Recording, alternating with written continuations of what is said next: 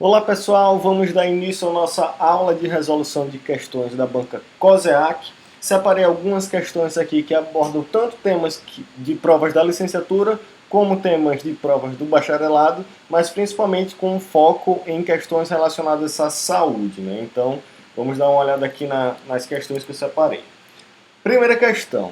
No período imperial, apesar da tentativa de implantação da educação física nas escolas, duas grandes áreas influenciaram a prática de exercícios físicos.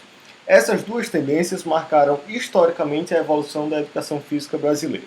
São elas, bom, basicamente quando a gente fala da história da educação física, o que dá início à história da educação física aqui no Brasil são as tendências higienista e militarista, que tem como principal base a medicina e o militarismo, né? Então, se você tiver interesse em se aprofundar um pouco mais nesse assunto, dá uma olhada na nossa aula sobre tendências pedagógicas da educação física. Vou deixar o card aqui em cima que a gente trabalha todas essas tendências pedagógicas aqui no Brasil, né? Então, resumindo, o início da história da educação física brasileira tem como base a medicina e o militarismo, alternativa A, alternativa correta. Segunda questão. Prevenção em saúde pública é a ação antecipada, tendo como objetivo interceptar ou anular a evolução de uma doença.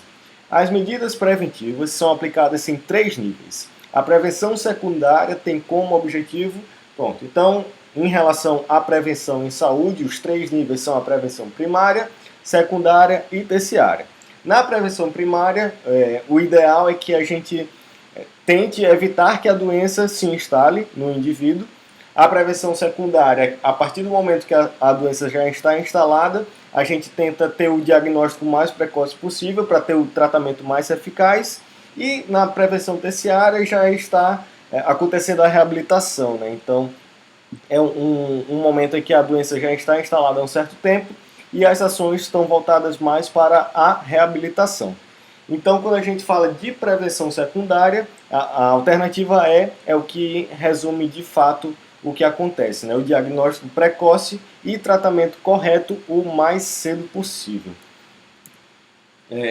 Em relação às outras alternativas, a assistência à população e a educação para a saúde, assim como a avaliação das condições de habitação, são relacionadas à prevenção primária, já que impedem que a doença se instale em um indivíduo, e a reinserção do indivíduo em suas atividades habituais normalmente se dá na prevenção terciária, né, já que é um momento de reabilitação. Então, o diagnóstico precoce e tratamento correto o mais cedo possível está relacionado à prevenção secundária em saúde. Terceira questão. Há inúmeros métodos para desenvolver a flexibilidade com o objetivo de conquistar amplitude ótima de movimento. O método de alongamento, determinado pelo alcance de uma amplitude de movimento do grupo músculo-articular, atingindo essa postura lentamente e mantendo a postura em tensão muscular, é o... Pronto, então, relembrando aí que a gente tem vários métodos de alongamento, como por exemplo o alongamento ativo, o alongamento passivo, a facilitação neuromuscular, o alongamento estático, o alongamento balístico. A gente vai postar um resumo nos próximos dias lá no nosso Instagram, então fica ligado para saber um pouquinho mais sobre esses métodos. Mas quando a gente fala, apesar do enunciado grande, é um conceito bem definido aqui, né? Então vamos reler. O método de alongamento determinado pelo alcance de uma amplitude de movimento do grupo músculo-articular, atingindo essa postura lentamente e mantendo a postura em tensão muscular. Então ele atinge uma postura gradativamente, né, lentamente, e mantém essa postura realizando o alongamento da musculatura. Essa é a definição do alongamento estático, né, já que ele lentamente chega em uma posição e quando ele chega nessa posição ótima de alongamento, ele mantém essa postura por um determinado tempo. Então, esse é o conceito do alongamento estático. Alternativa C é a alternativa correta. Quarta questão, a questão sobre cinesiologia. A articulação gleno-humeral é formada pela cabeça do húmero e a cavidade glenoide, com grande mobilidade e pouca estabilidade óssea, dependendo grandemente de ações musculares. Contudo, grandes amplitudes de movimento seriam impossíveis sem a ação do manguito rotador e da artrocinemática articular. O complexo do ombro tem maior mobilidade de flexão do que extensão. Os músculos motores primários do movimento de flexão da glenohumeral são. Então, alguns pontos relacionados a essa questão. A COSEAC é uma banca que cobra bastante questões sobre cinesiologia, então é interessante a gente estar sempre revisando aí quais são as funções dos músculos, suas origens e inserções. Então é bom sempre estar revisando conceitos em cinesiologia. E a COSEAC também tem alguns enunciados que são, de certa forma, longos e acabam confundindo um pouco. Então a gente tem que estar bem ligado no que de fato a questão pede, né? Então nessa questão ele vem falar do manguito rotador, ele fala de toda a articulação glenohumeral, mas no fim das contas ele pede apenas os músculos motores primários da flexão. Então é um enunciado grande que poderia ser resumido basicamente por quais são os músculos motores primários da flexão glenohumeral, flexão do ombro. Então vamos dar uma olhada aqui nas alternativas. Alternativa A, deltoide anterior, de fato trabalha na flexão glenohumeral. Supraespinhal já é um músculo do manguito rotador, que tem mais função de estabilizar a articulação, principalmente o manguito rotador tem como principal função as rotações, mas o supraespinhal acaba realizando os primeiros graus de abdução.